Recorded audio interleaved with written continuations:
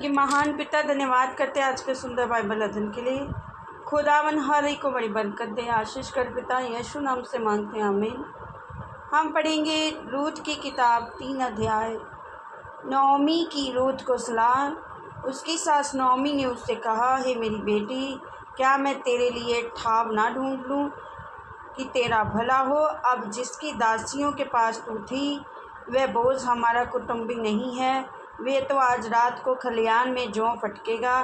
तू स्नान का तेल लगा और अच्छे वस्त्र पहनकर खलियान को जा, परंतु जब तक वह पुरुष खा पी ना चुके तब तक अपने को उस पर प्रकट ना करना। और जब वह लेट जाए तब तू उसके लेटने के स्थान को देख लेना और फिर भीतर जाकर उसके पाँव उघाड़ के लेट जाना। तब वही तुझे बताएगा कि तुझे क्या करना चाहिए। उसने उससे कहा, जो तू चाहती है वह मैं सब करूँगी। तब वह खलियान को गई और अपनी सास की आज्ञा के अनुसार ही किया।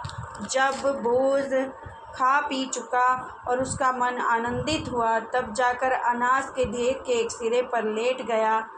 तब वह चुपचाप गई और उसके पाँव उघाड़ के लेट गई।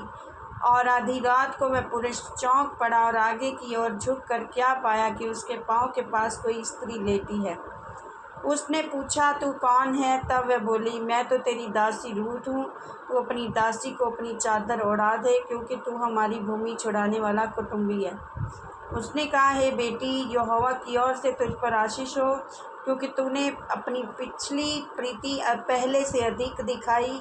इसलिए तू क्या धनी क्या कंगाल किसी जवान के पीछे नहीं लगी।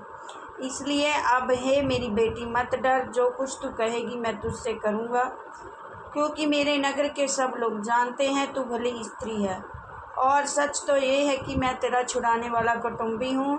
तो भी एक और है जिसे मुझसे पहले ही छुड़ाने का अधिकार है। अत रात भर ठहरी रह, और सवेरे यदि वह तेरे छुड़ाने वाले का काम करना चाहे तो अच्छा, वही ऐसा करें। परंतु यदि वे तेरे लिए छुड़ाने वाले का काम ना करना चाहें तो यहोवा के जीवन की शपथ, मैं ही वह काम करूँगा। भोर तक लेटी रह। तब तक वह उसके पाँव के पास भोर तक लेटी रही, और इससे पहले कि कोई दूसरे को पहचान सके वह उठी। और तब बोझ ने कहा, कोई जानने न पाए कि खलिहान में कोई स्त्री आई थी। तब बोझ ने कहा, जो चादर तू ओढ़े है उसे फैलाकर पकड़ ले। और जब उसने उसे पकड़ा तब उसने 6 नपुए जौ नापकर उसको उठा दिया। फिर वह नगर में चली गई। जब रूत अपनी सास के पास आई तब उसने पूछा, हे बेटी, क्या हुआ? तब जो कुछ उस पुरुष ने उससे किया तब वह उसने उसे कह सुनाया। और उसने कहा, ये 6 नपुए जौ उसने ये कहकर मुझे दिया कि अपनी सास के पास छूछे हाथ मत जा। उससे कहा, हे मेरी बेटी, जब तक तू ना जाने कि इस बात का कैसा फल निकलेगा तब तक चुपचाप बैठी रह, क्योंकि आज उस पुरुष को ये काम बिना निपटाए चैन न पड़ेगा।